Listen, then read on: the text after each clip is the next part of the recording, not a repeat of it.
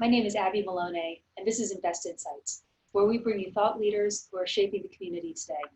In today's episode, I speak with Bob Harvie, the Commissioner of Bucks County, Pennsylvania.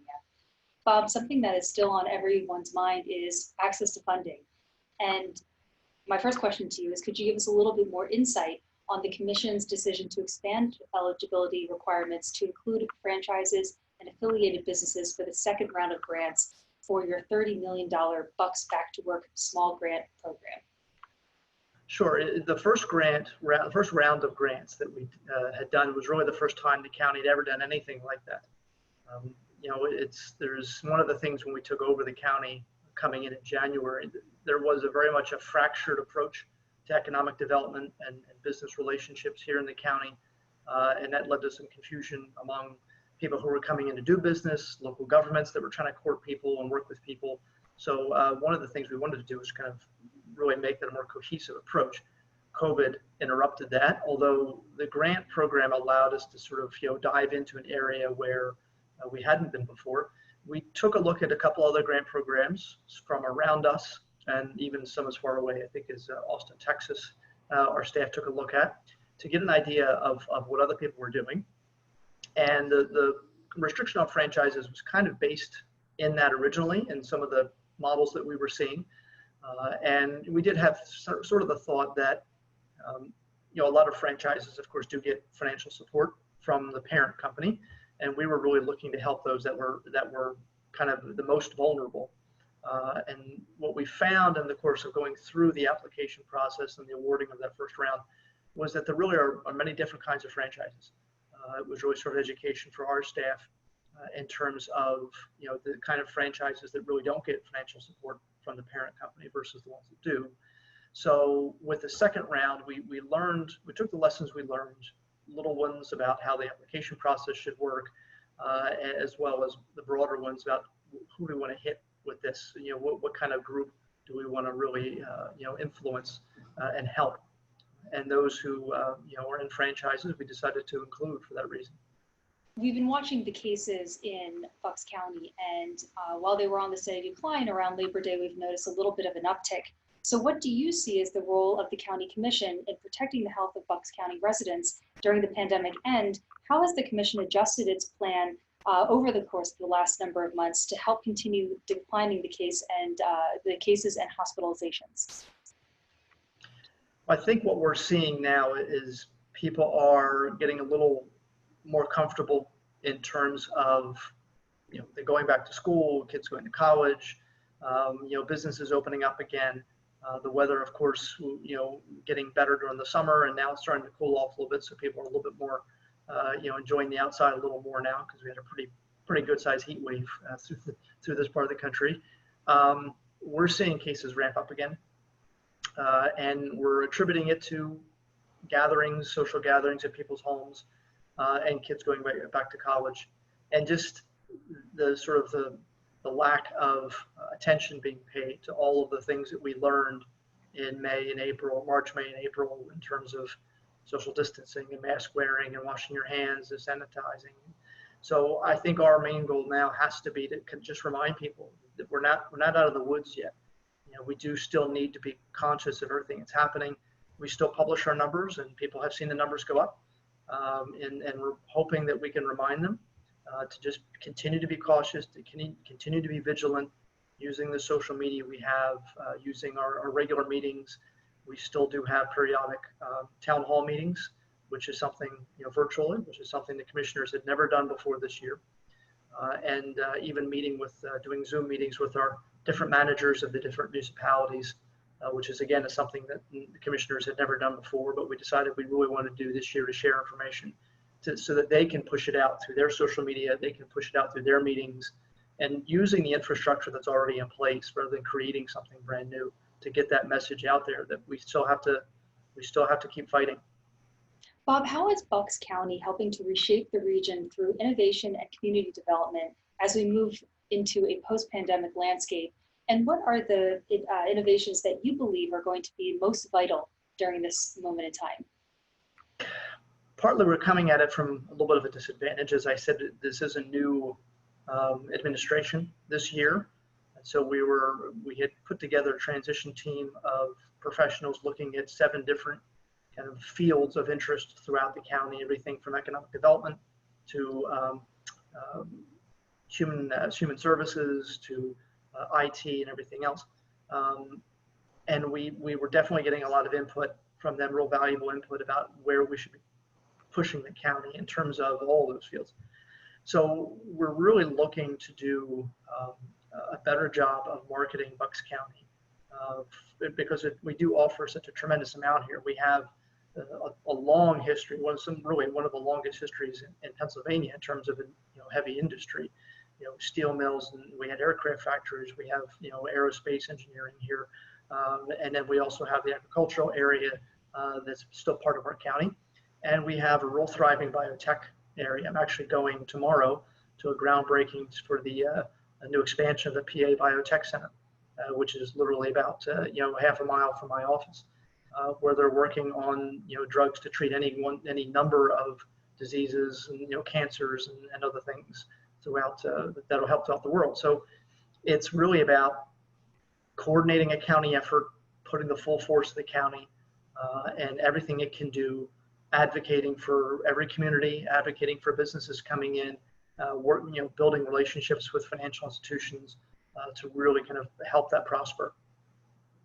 While many private schools are planning their reopening in person, many public schools are still planning to reopen online only. What is the general feeling amongst parents, educators, the school board, and the commission as it pertains to in-person versus remote learning? And how is the county working to assist these efforts? Well, I'm coming at this from a unique perspective because before I was sworn in January, I spent 26 years as a high school social studies teacher. So I still have obviously a lot of friends who are teaching, and I've talked with them a lot ever since things shut down in March. And I know our schools really did a tremendous job with really no notice about having to switch gears to a kind of learning that really has never been done before. And so certainly coming into this school year, I should say, the public school debate was really a pretty heated one here in Bucks County. We had school districts in one end of the county where we had very, very few cases. So even during the worst of COVID-19 here in Bucks, almost no cases. So some of those schools have actually opened up, public schools opened up in person. Whereas in the other parts of the county where COVID really was a more serious concern, there was a lot of pressure from parents and teachers and that they didn't want to go back until things had gotten better, concerned about the flu season and when that starts, and is there going to be sort of a combined 1-2 punch of those two things. We've really been just trying to be as helpful as we can. We don't have any control over school districts here in Pennsylvania. That's not a role for county government. In other states, of course, they do have more of a role. So all we could really offer is assistance.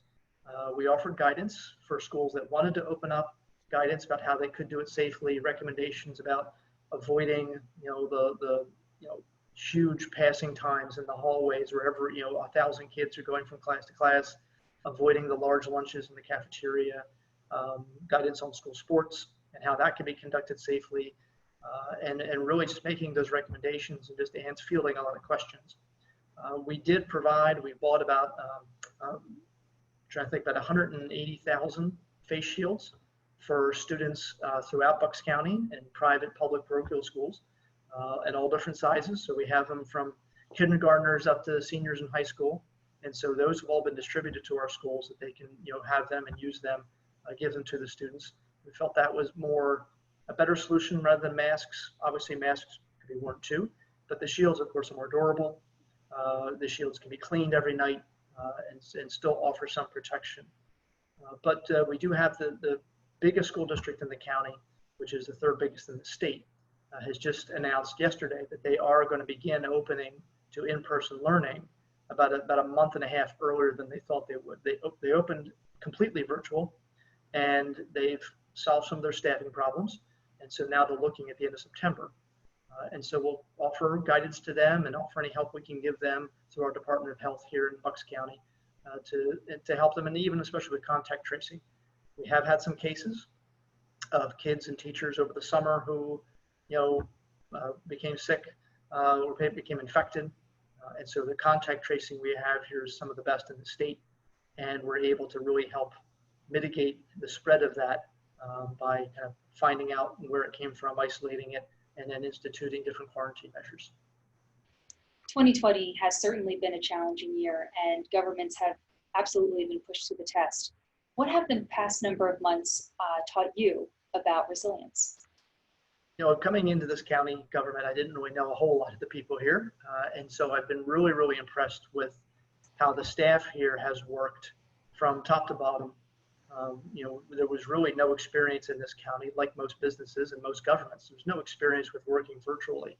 And many people thought, well, there's a lot of county functions we can't do virtually. And so we've been forced to do them virtually in the early part of the year. And that I think is going to lead to some permanent changes in how we do business, which I expect is going to be true in business as well, if it's not being implemented already. But what we've done, one of the things we did was we started an economic recovery task force back in the spring to help guide the county. These were people, business owners, people from the chambers of commerce, representatives of labor unions and local government, to really give us feedback on what they were seeing and what they felt was needed from the county and what guidance we could give. And it really helped us move forward. One of the recommendations was that we should find businesses throughout the county who are doing things successfully. It's easy to pick out the business that isn't, doing social distancing or isn't having their employees wear masks. So we went around, and I've gone around to probably about 10 businesses so far, and we highlight them on social media through the county's account, really saying, here's a business that has adapted. And that's the resilience that really is kind of, sort of the American spirit of resilience, and how do you overcome problems and make it work. And that's really been, what's interesting to see. And with every business we've gone to, without us asking them, they ask us as I'm going around talking to them, for any advice they can do things better. Are you seeing anything that, in these other businesses that you think we could do? And it's just that desire to be the best they can be, and looking for every angle of how they can improve and how they can make things work, and protect their workers, protect their customers. That kind of resilience has really been, giving me a lot of hope about where we're moving. Well, thank you so much. That was Bob Harvie, the Commissioner for Bucks County, Pennsylvania. My name is Abby Maloney, and you've been watching Invest Insights. Thanks for tuning in. Hey everyone, don't forget to like this video and subscribe to our channel so that you can stay up to date on the latest business trends from our knowledgeable experts. Be sure to check out the description below for more information on the segment you just watched. Thanks for tuning in.